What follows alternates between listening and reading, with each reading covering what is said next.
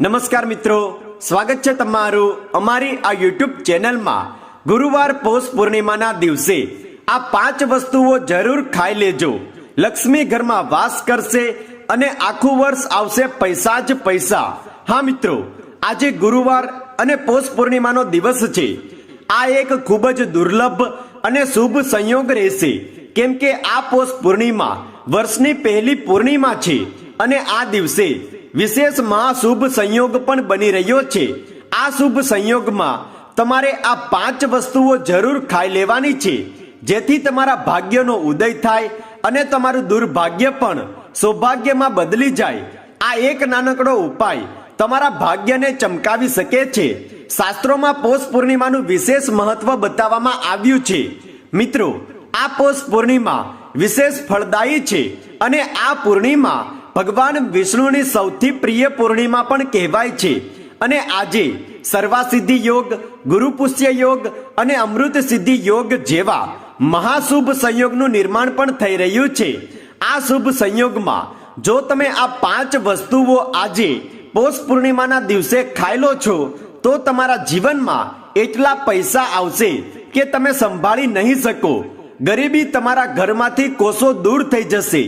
માતા લક્ષ્મી સદૈવ તમારા ઘરમાં વાસ કરશે। ગુરુવારી પોષ પૂર્ણિમા માતા લક્ષ્મીજીને અત્યંત પ્રિય છે।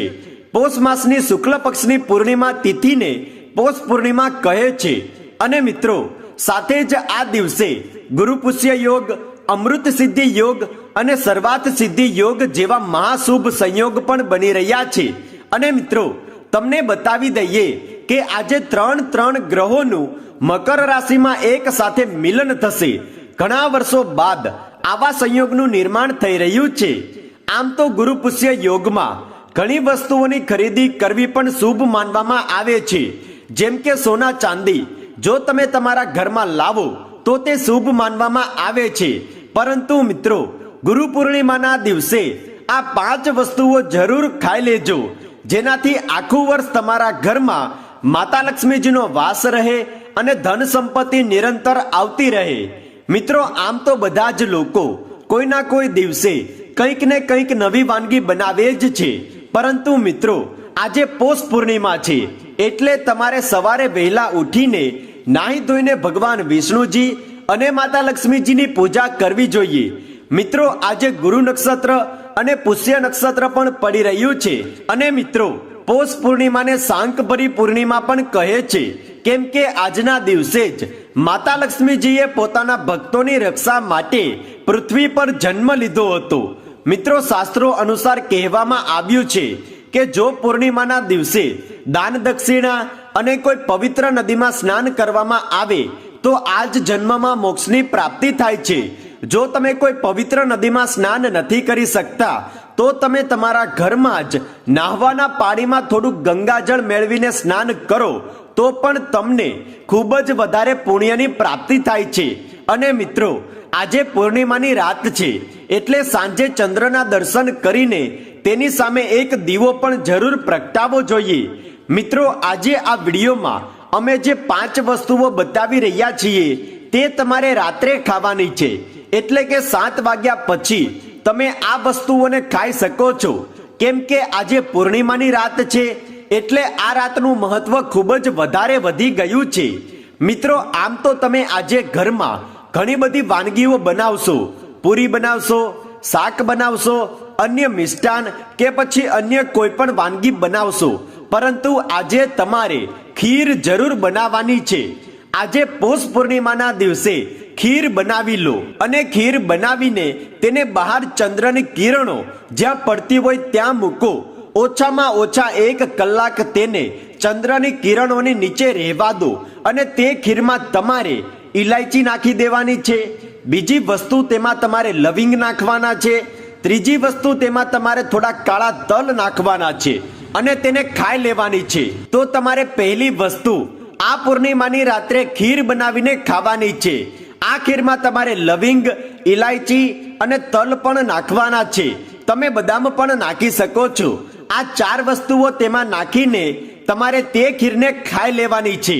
આજે ગુરુવારે પૂર્ણિમાના દિવસે યકીન માનો આનાથી માતા લક્ષ્મીજી ખૂબ જ પ્રસન્ન થાય છે અને મિત્રો આ ખીરમાં ચંદ્રમાની સકારાત્મક કિરણો પણ રહેશે અને આનાથી તમારા ઘરમાં ધન ધાન્યમાં વૃદ્ધિ થશે. માતા લક્ષ્મીજી સદૈવ તમારા ઘરમાં વાસ કરશે.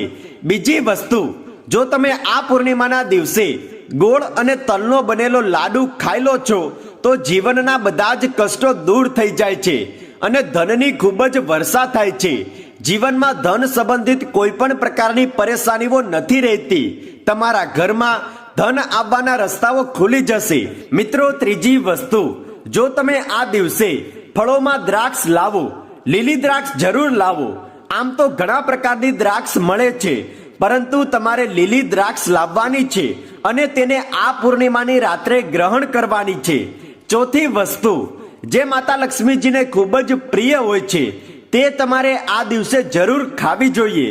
તમારે કિસમિસ અને બદામ નાખીને બંનેને મેળવીને તેમાં થોડી મિશ્રી નાખી દો અને ખાઈ લો. આ માતા લક્ષ્મીજીને ખૂબ જ પ્રિય છે. કિસમિસ એટલે કે સૂકી દ્રાક્ષ. હવે પાંચમી વસ્તુ તમારે શું ખાવાની છે? તો મિત્રો, તમારે જે શક્કરિયા હોય છે તેનો શીરો બનાવીને આ પૂર્ણિમાની રાત્રે જરૂર ખાવાનો છે, જેને શક્કરકંદ કહે છે. તો મિત્રો, આ શક્કરકંદ તમારે પૂર્ણિમાની રાત્રે જરૂર ખાઈ લેવાનો છે, શક્કરિયાનો શીરો બનાવીને. તો મિત્રો, પહેલી વસ્તુ તમારે ખીર ખાવાની છે. બીજી વસ્તુ તમારે ગોળ અને તલનો બનેલો લાડુ ખાઈ લેવાનો છે. ત્રીજી વસ્તુ તમારે લીલી દ્રાક્ષ બજારમાંથી લાવીને ખાવાની છે. ચોથી વસ્તુ તમારે કિસમિસ અને બદામને મેળવીને તેમાં થોડી મિશ્રી નાખીને ખાવાની છે. અને પાંચમી વસ્તુ તમારે શક્કરકંદ એટલે કે શક્કરિયાનો શીરો બનાવીને ખાવાનો છે. એટલે કે આ 5 વસ્તુઓ તમારે આજે પૌષ પૂર્ણિમાની રાત્રે જરૂર ખાઈ લેવાની છે. આ દિવસે વિશેષ શુભ સંયોગ બની રહ્યા છે, એટલા માટે તમારા પર માતા લક્ષ્મીજીની વિશેષ કૃપા દ્રષ્ટિ બની રહેશે. અને આજના દિવસે જો તમે આ 5 વસ્તુઓમાંથી થોડું થોડું ગાયને પણ ખવડાવી દો તો ખૂબ જ લાભદાયક રહેશે. આ 5 વસ્તુઓનો માતા લક્ષ્મીજીને ભોગ પણ જરૂર લગાવો, પૂજા આરાધના કરો અને તેની સામે સરસવના તેલનો એક દીવો પ્રગટાવો. માતા લક્ષ્મીજીને લાલ વસ્ત્ર અર્પણ કરો, લાલ સિંદૂરથી તિલક કરો અને લાલ પુષ્પ અર્પિત કરો. તો આજે તમારે સાંજે 7 વાગ્યા પછી આ 5 વસ્તુઓ જરૂર ખાવાની છે. આ તમારા માટે ખૂબ જ લાભદાયક રહેશે. જીવનના તમામ કષ્ટો દૂર થશે અને માતા લક્ષ્મીજીની સદૈવ તમારા પર કૃપા બની રહેશે. આ એક નાનકડો ઉપાય છે, કેમ કે મિત્રો આ દિવસે ઘણા બધા મહાસંયોગ બની રહ્યા છે. આ મહાસંયોગમાં આ 5 વસ્તુઓ ખાવાથી તમારી ધન સંબંધિત તમામ પ્રકારની સમસ્યાઓ દૂર થશે, ઘરમાં માતા લક્ષ્મીનો વાસ થશે અને આખું વર્ષ ઘરમાં નિરંતર ધનનું આગમન થતું રહેશે. નોકરી, વ્યવસાય, વ્યાપાર દરેક ક્ષેત્રમાં તમારી કિસ્મત ચમકી જશે. તો આ 5 વસ્તુઓ તમારે જરૂર ખાઈ લેવાની છે નવા વર્ષની પહેલી પૂર્ણિમાના દિવસે, અને તે પણ પૌષ પૂર્ણિમા. અને મિત્રો, જો તમે ઈચ્છો તો આ દિવસે તમે માતા લક્ષ્મીજીને કેળાનો ભોગ લગાવીને પ્રસાદ રૂપે તે કેળાને ગ્રહણ કરી શકો છો. મિત્રો, આ 5 વસ્તુઓ આજે પૂર્ણિમાની રાત્રે તમે જરૂર ખાઈ લેજો. તો મિત્રો, કમેન્ટ બોક્સમાં સાચા દિલથી જય મા લક્ષ્મી અવશ્ય લખો અને આવી જ જાણકારી માટે ચેનલને સબસ્ક્રાઇબ કરવાનું ના ભૂલતા. વિડીયો પસંદ આવ્યો હોય તો વિડીયોને લાઈક કરો. આ જાણકારીને તમારા મિત્રો અને તમારા પરિવારજનો સુધી પણ શેર કરો. ધન્યવાદ.